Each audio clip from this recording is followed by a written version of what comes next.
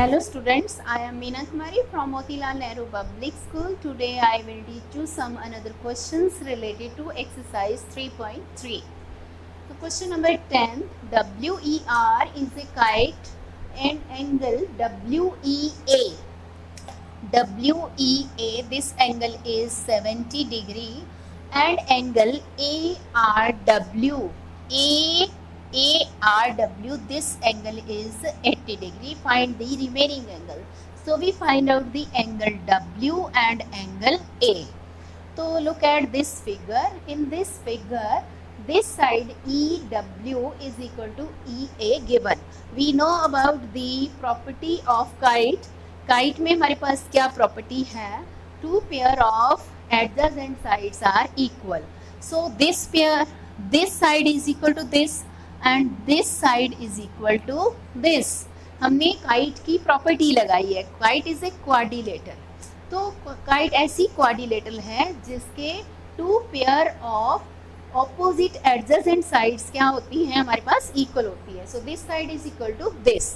अब देखिए बेटा, this side is equal to this. अब हम इस ट्रायंगल की बात करते हैं. ये ट्रायंगल हमारे पास क्या है? आइसोसेलेस ट्रायंगल है. तो आइसोसेलेस ट्रायंगल के बेस एंगल्स क्या होते हैं? इक्वल होते हैं. तो अब देखिए बेटा, इन ट्रायंगल, कौन सी ट्रायंगल है ये? EWA. इस ट्रायंगल में हमारे पास EA is equal to EW. यहाँ क्या है? गिवन है ये इक्वल साइड्स. ठीक है, तो इसका मतलब हमारे पास angle 1 is equal to angle 2 आ गया. क्यों आया? बेस एंगल्स आ गए हमारे पास आइसोसेलेस ट्रायंगल के.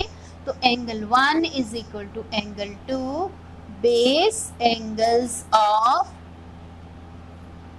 Isosceles triangle. ये ट्रायंगल हमारे पास आइसोसेलेस ट्रायंगल बन गई. तो अब हमने क्या करना है? इस ट्रायंगल के ऊपर एंगल सम प्रॉपर्टी लगा के हम एंगल 1 और एंगल 2 का क्या निकाल लेंगे? मेजरमेंट निकाल लेंगे. तो कैसे निकलेगा ये measurement? Angle 1 plus angle 2 plus angle WEA is 180 degree. अब एंगल 1 2 के इक्वल है, तो angle 1 plus angle 1 plus angle 70 degree is equal to 180 degree. तो हम 2 की प्लेस पे भी 1 को रख सकते हैं या 1 की प्लेस पे 2 को रख सकते हैं. एंगल 1 एंड एंगल 1, ये 2 हमारे पास एंगल 1 2 टाइम्स आ गया. सो एंगल 1 आया 2 times is equal to 180. 70 degree को हम दूसरी साइड पे ले गए तो 110 डिग्री. तो एंगल 1 हमारे पास क्या आया? तो इधर एंगल 2 जो है एंगल 1 को डिवाइड मल्टीप्लाई कर रहा है, तो दूसरी साइड जाके क्या करेगा? ये डिवाइड करेगा. तो हमारे पास कितना बन गया? 55 degree. It means angle 1 is equal to angle 2, दोनों एंगल्स 55 डिग्री के हो गए. उसके बाद हम सिमिलरली इस ट्रायंगल की हेल्प से, ये भी हमारे पास ट्रायंगल सेम है, इसमें क्या है? This side is equal to this side. तो ये भी हमारे पास आइसोसेलेस ट्रायंगल बन गई. तो इसमें भी हम एंगल 3 और एंगल 4 का मेजरमेंट फाइंड आउट कर सकते हैं. देखो, इन RWA ट्रायंगल, इसमें फिर से RW is equal to RA. okay, then angle 3 is equal to angle 4. Base angles हो गए किसके? आइसोसेलेस ट्रायंगल के.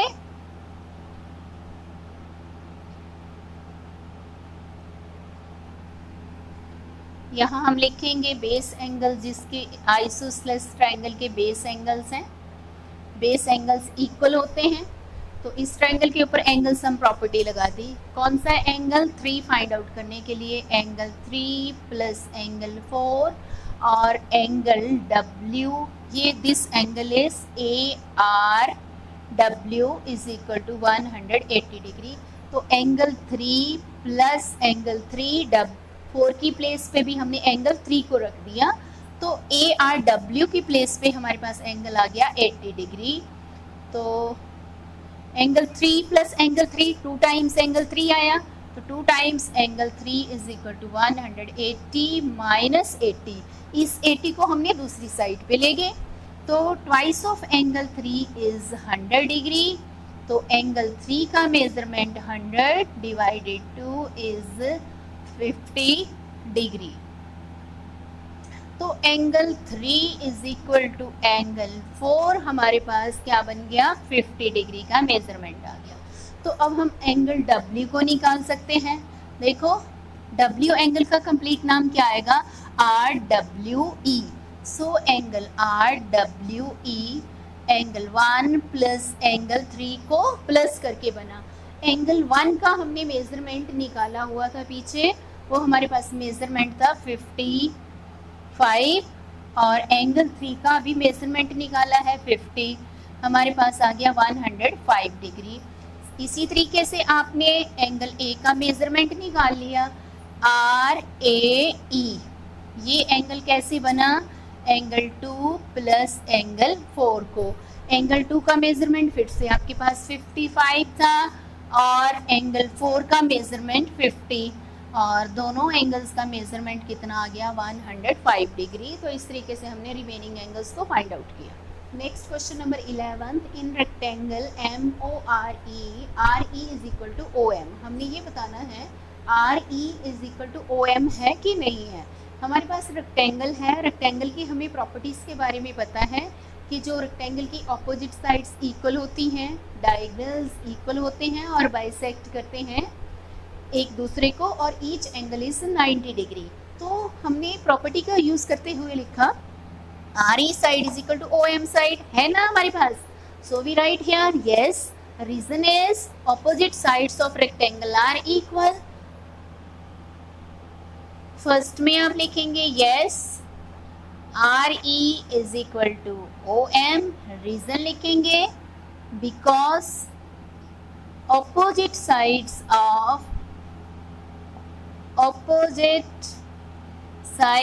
of a rectangle are equal. Opposite sides of a rectangle are equal. उसके बाद नेक्स्ट एंगल MYO, कौन सा angle है ये, MYO, ये एंगल 90 है, तो ये एंगल भी क्या होगा 90 डिग्री। और दूसरा एंगल है हमारे पास RXE, ये एंगल 90 है, तो ये वाला एंगल भी क्या होगा 90 डिग्री। लीनियर पेयर से भी निकाल सकते हैं, अदरवाइज 90 प्लस 90 तो हमारे पास तभी बना ना ये सप्लीमेंट्री एंगल। देखो 90 और 90 लीनियर पेयर भी सोच सकते हैं इसको। हमारे पास कितना बन गया 180, ये एंगल 90 है तो ये भी एंगल क्या होगा 90 डिग्री। तो आप इसमें रीजन क्या लिखेंगे, उसने पूछा है yes angle MYO is equal to angle RXE। तो ईच क्या है, each angle is equal to, या दोनों का मेजरमेंट क्या है 90 डिग्री का है। नेक्स्ट इज एंगल MOY, कौन से एंगल की बात की है, MOY दिस एंगल। और REX इस एंगल की बात की है। Rectangle is also a parallelogram, अगर यदि रेक्टेंगल पैरेललोग्राम है तो उसकी this side parallel to this and this side parallel to this, opposite sides are parallel and equal.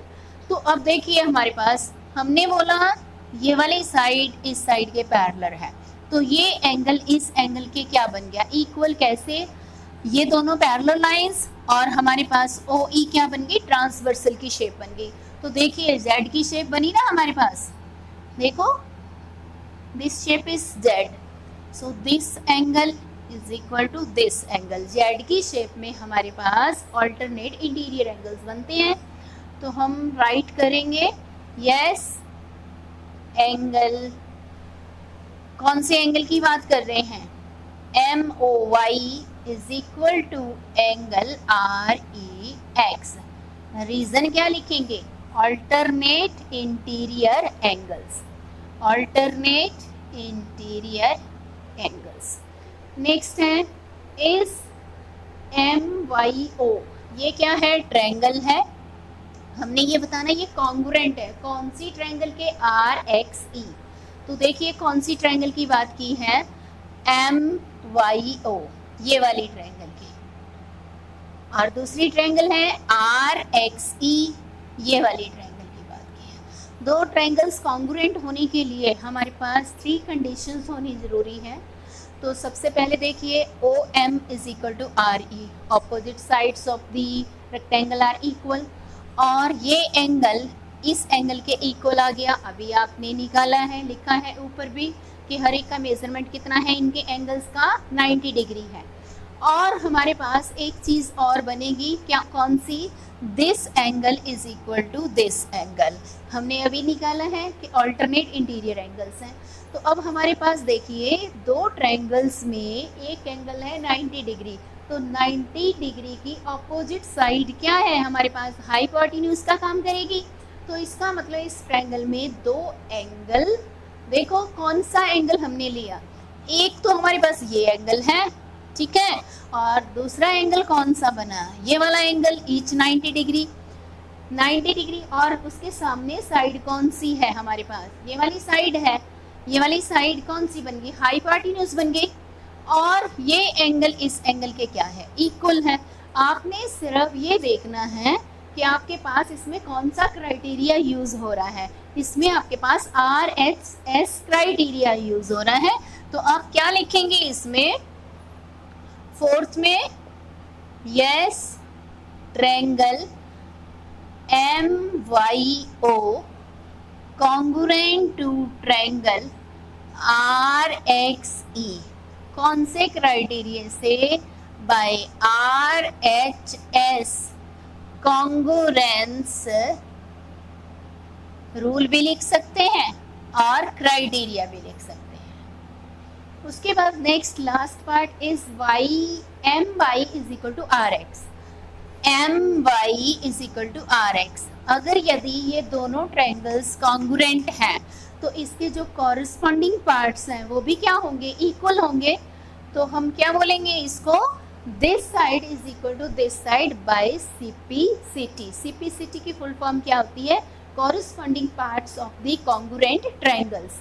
So we write here, yes my is equal to rx by cpct. cpct means corresponding parts of congruent triangles. इस वजह से हमने इस questions को reasons के साथ explain किया, and that's all.